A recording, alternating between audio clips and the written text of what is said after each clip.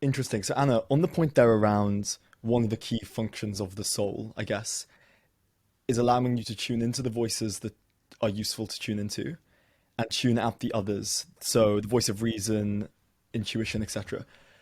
Why do we need the concept of a soul here as opposed to saying you should work out who is giving you information that's aligned with you and what makes sense for you and tune out information that isn't? Why do we need the concept of a soul? Yeah. So what you're saying, Jamie, is what if it's just iterative deductive process as to who you should listen to and not listen to, et cetera. And on some level it is. And so I would say that in addition to figuring out who you should listen to, what you should listen to, it's very much that. That is often a rational process, and reason is a very important part of making all the decisions that we have in our life. Taking the reason and bringing in emotion, that's a different voice, and being able to also do an iterative process to how much value do you give to different emotions over time. But then it's ultimately your intuition that I believe is your integrator. It takes your reason, your emotion, and then pulls it all together with something deep within yourself that neither reason or emotion can give you alone. And it pulls through to find the best possible course of action for a given set of decisions. And you can use reason to make, what should I eat for breakfast? What's the healthiest choice in this, and this, domain? But for important questions, what work should I do in my life? Who should I marry? Who do I love? Those are questions for deep intuition. Emotion plays a part, but it's actually deeply intuitive questions at the outset. Can I ask why? This might be too obvious to ask, but I'd love to hear what comes from it. I mean, why is it that when we're not living like that, why do we get sick? I mean, why would we get, again, it might seem too obvious that people listening right now are thinking, yeah, if you don't live like that, you're going to get sick. But you work in the medical field with people in a sort of medical level. I mean, you see sickness come straight out of a misalignment with our appreciating that we're part of a network and our figuring out who and what we are. Why do we get sick like that? I just want to hear more of what you'd say to that. Absolutely. Well, I believe that, we are mind, bodies, and souls, and we are all in one, and we manifest as a physical body in a 3D reality. But there is a soul that transcends time and space, and there is a mind that we have, and, there's many ideas on consciousness and whether the mind is just a filter from much higher dimensions into this 3D reality, or whether we're just materialistic and the mind is the brain, right? I believe that we are actually beings that are so multidimensional. And so therefore, when we are misaligned with our soul, which exists on the higher dimensions, what happens is the trickle-down effect of the misalignment ultimately affects our mind and body. And it can manifest as anxiety, depression, sexual dysfunction, as Jamie said. It could manifest as cancer. It could manifest as all sorts of things. And it's complicated too, because at the end of the day, Mark, we all get sick, right? We all get sick and die, or we all die. That's just part of being a human being. And what enables us to have full health and vitality and well-being in our lives is to the degree that we are able aligning with our souls as much as we can in as many aspects of our life as we can to be healthy. And it's not just aligning with our souls. We also need to align with our body and give our body healthy nourishment, align with our minds and do what our minds need to be healthy, which is to surround ourselves with intellectual stimulation, to get plenty of rest, to do whatever our minds need to feel vibrant and aligned. So it's aligning with the mind, body, and soul all together, which keeps us young, healthy, and fulfilled. It's like a Ken Wilber approach, where you want to be doing a little bit every day for every one of the sort of parts that make you up. And then the important take home here is that there's a soul part that you might be overlooking. You might think, yeah, I take care of my mind and I take care of my body. But when was the last time you really took the time to figure out, like, who are you really? And can you take steps towards helping bring that out and make that real? Have you thought about recently how you fit in your network? And, are you serving? Because that's a good way, I think, probably to get into that network space is to find somewhere you can serve your community. I think about that all the time. When in my little community, if somebody's having a hard time, where they're like, oh, something's going wrong in my life, I always find myself saying to them, you should serve. You get out and help some people, rather than thinking it's only a matter of getting more help for you. Sometimes just helping others sort of frees that up. And that sounds like soul work in the way that you're talking about soul work. 100%. And I actually believe, if we're looking for a good life and what it means to feel fulfilled, being able to be of service to others in Yeah. whatever way that you want to be of service and whatever way you can be of service in your uniqueness of your soul is one of the most important things. Because otherwise, if we're taking, we are essentially vessels, right? And all we take in, whether it's money or whatever we take in, it's just light. And too much light and not having a great enough vessel bursts the vessel. That also leads kabbalistically, right, to mental illness, to physical illness, etc. So we always need to get flow, and we need to be in flow, particularly in those areas in our life where we are already in abundance. If we have a lot of money, it's so important to be giving to charity. If we have talents, if we have skills, if we have optimal health, it's so important to be using whatever we have to be able to give to others. The more flow we have, the healthier we become, the more fulfilled we are. So the really interesting sort of diagnostic claim here that I like is, even though you might have a physical or mental illness, it's reductive to say that's because it has a directly, obviously, physical or psychological cause, as much as, no, hang on, these are feedback mechanisms, and unrest or illness in the mind or body are manifestations of a deeper disalignment. And upon realigning, you see those symptoms no longer need to be there to the same degree. Absolutely. The mind, body, and soul are totally connected. Anything that affects your soul affects your mind and body. Anything that affects your mind affects your soul and body. Anything that affects your body affects your soul and mind. That's just the way we are. They are not separate. They are not distinct. We are all so connected. And if we don't cherish and honor every part of ourselves and help others to honor those parts of themselves, ultimately something gets misaligned. So if in a clinical context, if you're seeing someone with a bunch of symptoms, and let's say they have physical and mental symptoms, what questions are you asking to unearth the disalignment? Yeah. I think it's taking as thorough of a history of who this person is, like looking at the whole person, mind, body, and soul. So what are the physical symptoms? When do they begin? What triggers them? What makes them better? What makes them worse? What do they believe the physical symptoms to be due to? Is it purely a physical thing? Do they believe that there is something psychological underneath? And then looking at the psychology, when did this begin? How does it manifest? What are the things that make it better and worse? And then looking at the whole person. Who is this person? What is missing in their life? What is the greatest source of pain in their life? What are their soul corrections, or those things they believe their souls have come into this world to correct? How aligned do they feel with their purpose? How aligned do they feel with their life in general? How healthy do they feel they are in their diet and their lifestyle and their habits, etc.? What do they ruminate about? What do they obsess about? What's the greatest source of their pain? So that's just the beginning. Yeah. And it sounds like once you have that information, it'll become obvious where the misalignments are, where the shoulds are, where we're behaving and thinking out of sync with our flow, I think is as good a term as any. Yeah.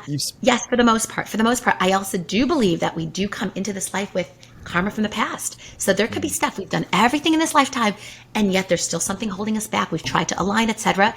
And then we have to look deeper, and we have to unearth every single layer and get to such a deep layer that we then see what we may have brought in from other lifetimes, if you believe in that. I know that's not necessarily the scientific explanation, but if you have that belief system, you can bring things in that don't necessarily even fit into those categories, that are a deeper category, or it could be intergenerational. It's something that your mother or father could have brought in that you have to clear on the intergenerational level. There's so many things that could affect our being.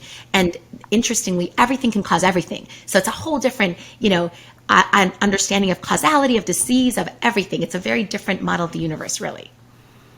You've spoken about physicians as meaning makers. Is that sort of what you meant?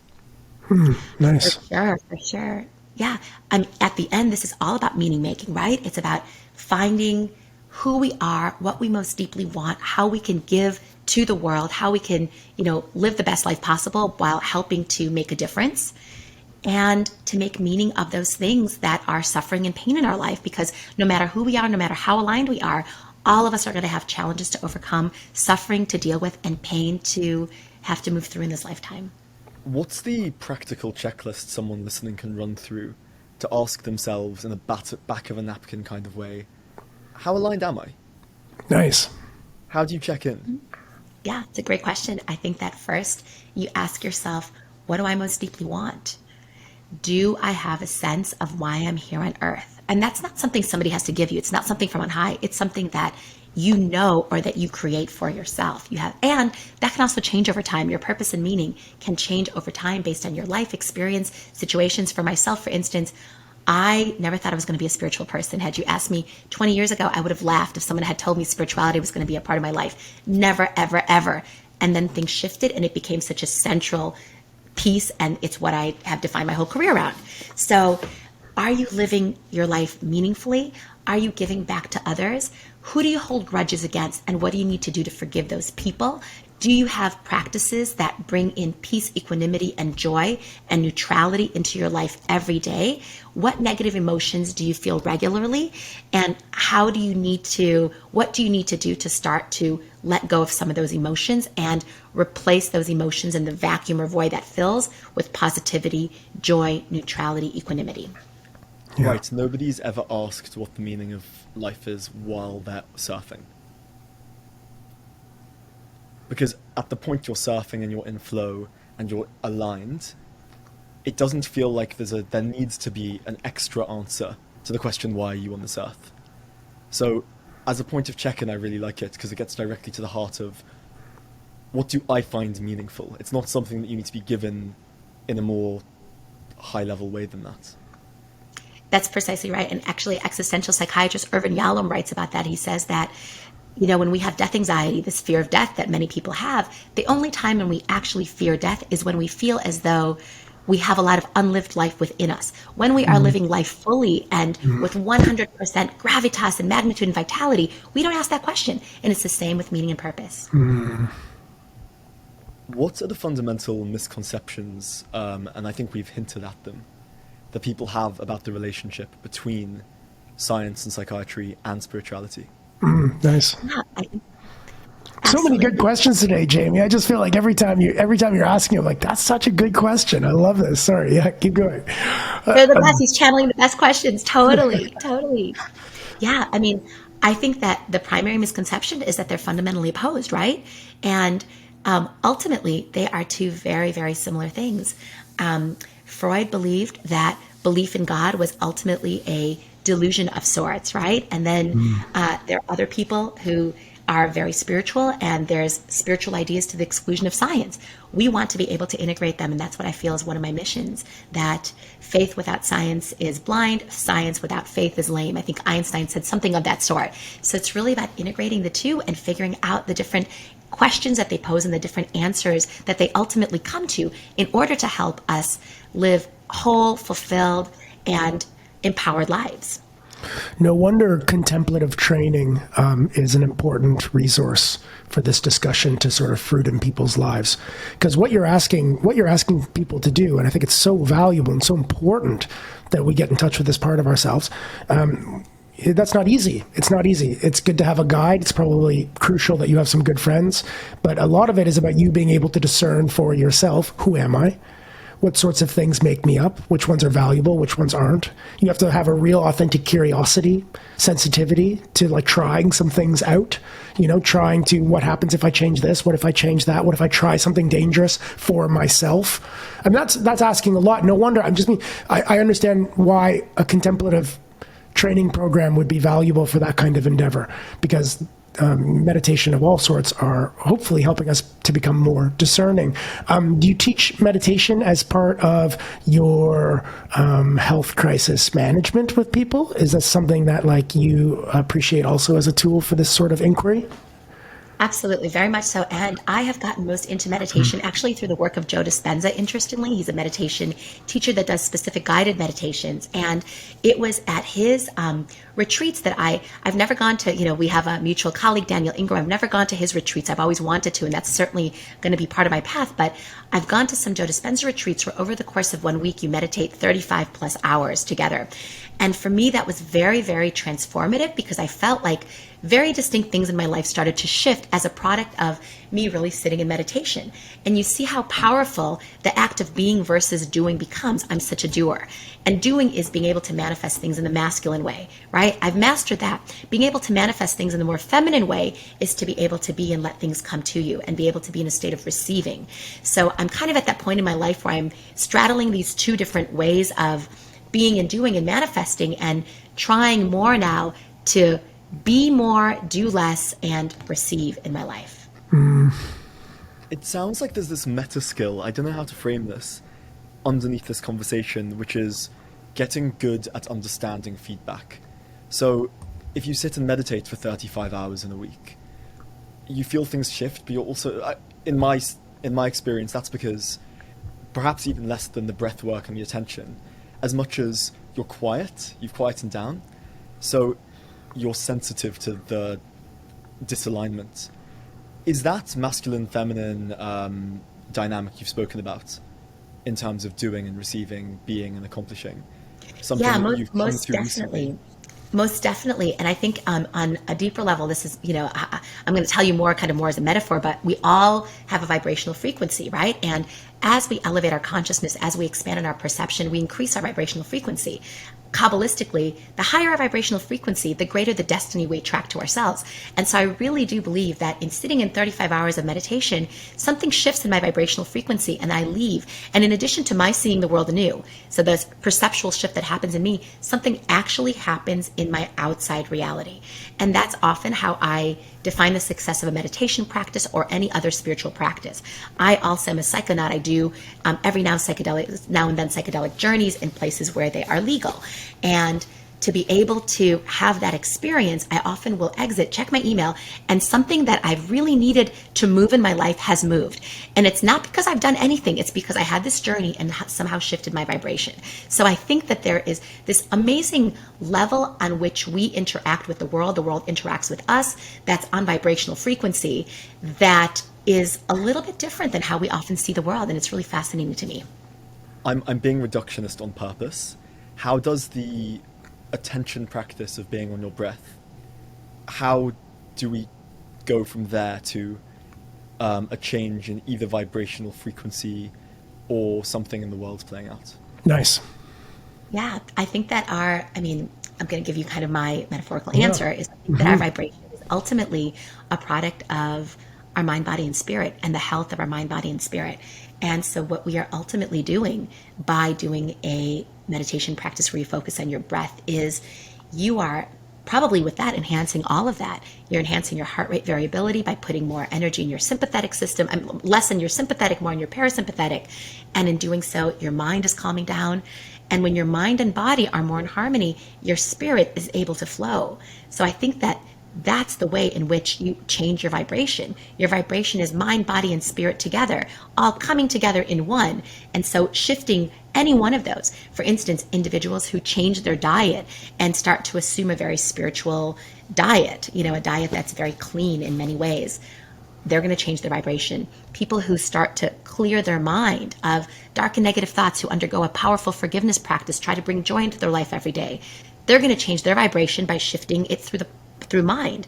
And the same with spiritual practices. There's numerous spiritual practices through which you can also shift your vibration.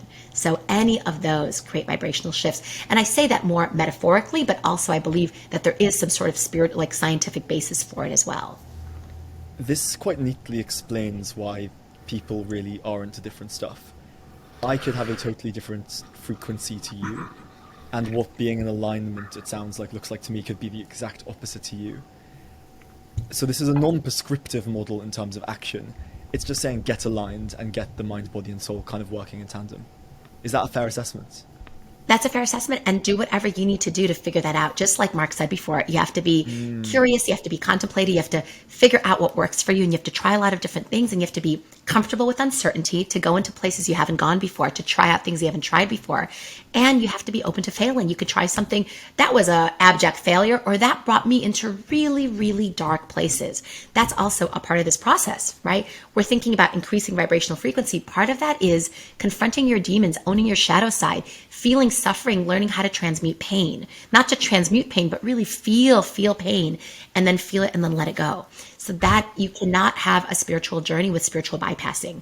You have to go through the difficulties. You have to go through the pain. You have to be able to get to the other side of all of that in order to have, your full full life in the vibrational frequency that you ultimately crave. Tell me about the film An Open Mind. Yeah, so that's a film that I started making a few years ago, and it's about those parts of the human experience that are difficult to study scientifically, such as our interconnectedness as human beings. I had an experience when I was on a Kabbalah trip in the Ukraine once, where I woke up there in the middle of the night. We'd gone to the grave sites to pray at many of the graves of the Kabbalists that night. And I woke up in the middle of the night feeling that something was terribly wrong. And I'd never had an experience like that. Right when I did that, I felt compelled to check my email, which I did. And 1 minute prior, a patient of mine had emailed me that he was feeling suicidal. So by virtue of my having gotten that message 5,000 time zones, 5,000 miles and 7 time zones away, I was able to intercede and speak to my patient and literally metaphorically talk him off the ledge.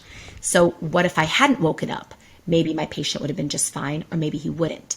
And so that experience was so powerful and potent to both myself and my patient that I'd woken up like that at that time. And it really made me question just how interconnected we are and the messages that we get from far away or even from close up. And just to comment also, the world works in these ways that are difficult to fully palate and understand scientifically, or that we haven't fully studied scientifically. And even when we started this podcast, we had multiple glitches, and we had our inability to connect, and then my internet died. My internet never dies, but something was happening with the vibration of what we were doing that somehow just it was too high to get through the phone lines. And so there's these strange things, the little glitches in the universe. Synchronicities are like that. Miracles are like that. So this is what my biggest curiosities are about: interconnectedness, synchronicities, the levels of consciousness, immortality, things of that nature. And where do those come from? How do you understand them? How do you study them scientifically? And is that all in the movie? Is that all in this film, Open Mind? It will be. It will be. Open Mind. It's halfway done, and now we're raising funds to complete the other half. Okay. How does it work when you're fundraising for a film? Because I understand vaguely the concept of fundraising through a VC for a business. How does it work with film? Well, I've completely changed my whole concept of fundraising. Before, it was about raising money for a project. It's not that at all. Fundraising is about connecting to your mission, living your mission, embodying your mission, and talking to other like-minded people and figuring out how you can be of service to those people, and basically loving them, hearing their story, connecting to their mission. That is fundraising. It's not at all looking for money. The money comes secondarily. Yeah. It's an emergent property from doing the thing and being the thing. Yeah, absolutely. We've got really good evidence for this now about happiness. If you aim at material wealth, you degrade your happiness. But you aim at becoming a good human being, you aim at being serviceable, you get happiness for free. You get happiness as the byproduct of pointing at meaning. So I love to hear that about fundraising. Don't point at the monetary outcome, point at the meaning, and then the money comes as a side effect. And even if it doesn't come, you've generated all those meanings. I mean, I sort of feel like it has to come if you do that, because if you're generating a bunch of meaning, then people fall into that attractor well. They want to be a part of what you're doing. 100%. That's exactly right. And, whenever you are trying to be happier and you're focused on your own happiness, then you're going to try to fill up your happiness bucket. But then what are you giving? And you need to create that flow. If you take in too much and don't give enough, you don't get happy. You get really depressed. And a lot of people, become really rich or a billionaire very early on and then feel so incredibly depressed and suicidal. That happens to people because the light is so big and their vessel can't hold it all.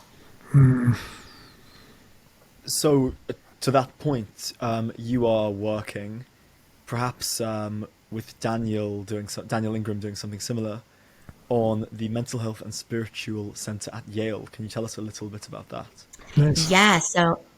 So this is a center that I am in the process of starting right now at Yale. I was thrilled that Yale was excited about the initiation of such a center.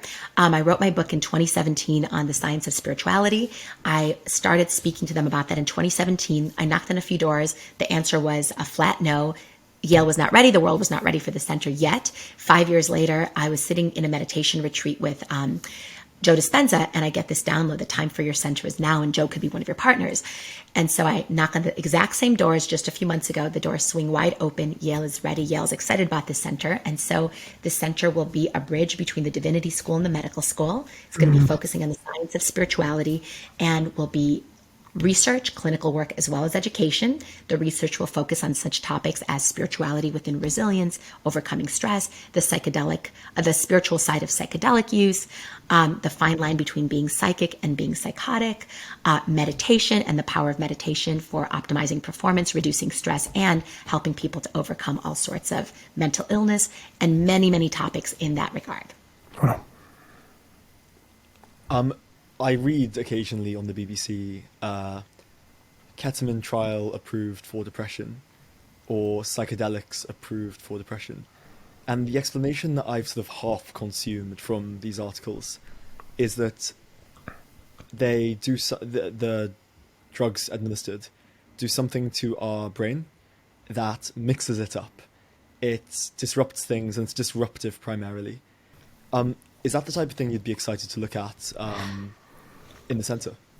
Absolutely. And the reason I'm so interested in psychedelics is because I think psychedelics are this beautiful bridge between mind, body, and spirit. They most definitely have a neurobiologic effect. And moreover, they have a neurobiologic effect that's different from what current psychiatric drugs entail. So this is a completely novel pathway that's being explored with ketamine, with MDMA, with psilocybin. Ketamine already being legal, psilocybin being legal in certain states, and MDMA soon, probably in 2024, to be legal. So they offer novel mechanism neurobiologically, but in addition to that, psychedelics are also the place where body meets spirit. So people can have very potent, powerful perceptual experiences, or spiritual experiences, or mystical experiences, or dissociative experiences, or journey experiences that then change how they see the world, and actually create a whole new meaning-making process for them. That's also a key part of their healing, which is why it's so interesting, I think, the neurobiologically together with the meaning-making. Anna, that sounds super exciting. When, ideally, is the center going to be up and running? Yeah, so we just got our first donation for that, and it's coming in January, and we are looking for more charitable contributions to create the center. Of course, it's to Yale University. It's going to be part of Yale. So I'm fundraising for the movie. I'm fundraising for this. I've suddenly have a new hat as a fundraiser, which I've never done before, but it's wonderful, especially because I'm not really fundraising. I'm just doing that which it feels very aligned to me and which I feel is so important for the world. And to finish up, what is the practical edge to the topics we've spoken about today? What, as a listener, should you take home if you want to see yourself be more aligned tomorrow than you were today? Yeah, I think ultimately to look at all aspects of mind, body, and spirit, and especially spirit and soul, and start to ask yourself, what do I most deeply want? Am I connected to my soul?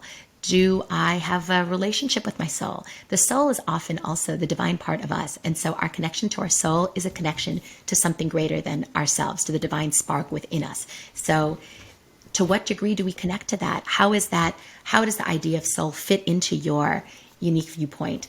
And I mean, as we spoke, at the very beginning, connecting to your soul is really all about meaning making. And so you do not have to believe in God. You do not have to be a spiritual person to connect to your soul. It's about aligning with your life, feeling like your life is meaningful, feeling as though you're living an authentic life. That's really a function of your intuition as well as your rational mind and all the emotions that you as a human being feel. So how do you integrate all of that to be a whole person and live a life of service, of meaning, and of fulfillment? That was Dr. Anna Yusim. Anna, thank you so much for coming on. Thank you. Thank you, Mark and Jamie. This has been the Contemplative Science Podcast. Thank you so much for listening this year in 2022. And we can't wait to be back next year with, if we're lucky, content that's 10% of what we've just had. So thank you, Anna. Thank you, Mark. And we'll see you in the new year.